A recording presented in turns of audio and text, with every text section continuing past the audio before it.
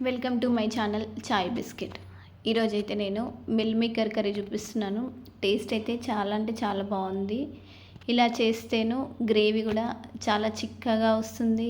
తినేటప్పుడు టేస్ట్ అనేది చాలా బాగా వస్తుంది. ఇది రైస్లోకి, రోటీలల్లోకి చాలా సూపర్గా ఉందండి.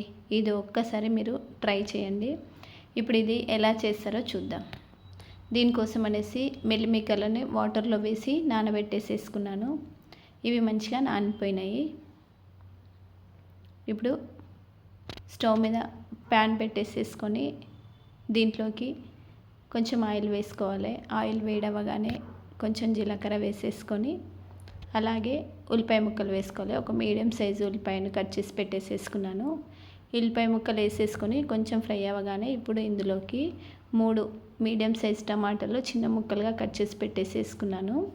వీటిని కూడా ఈ ఉల్లిపాయలలో వేసేసుకొని మూత పెట్టేసేసుకొని కొంచెం సేపు ఈ ఆయిల్లో ఇలా ఫ్రై చేసేసుకోవాలి.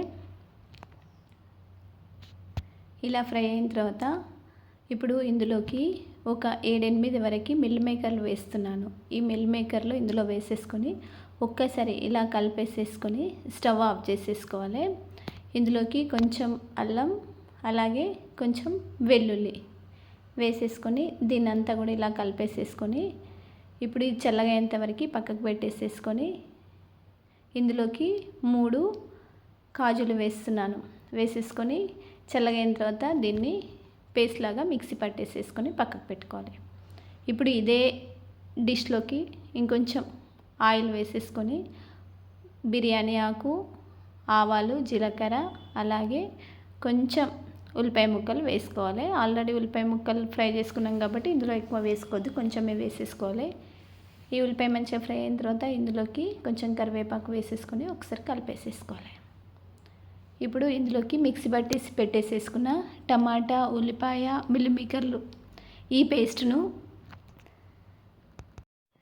వేసేసుకోవాలి. అలాగే కొంచెం నీళ్ళు, మిక్సీ జార్లో నీళ్ళు వేసేసుకొని ఇందులో వేసేసుకోవాలి. వేసేసుకొని దీన్ని ఇలా మంచిగా కలిపేసేసుకొని మూత పెట్టేసేసుకొని మంచిగా ఉడికించుకోవాలి.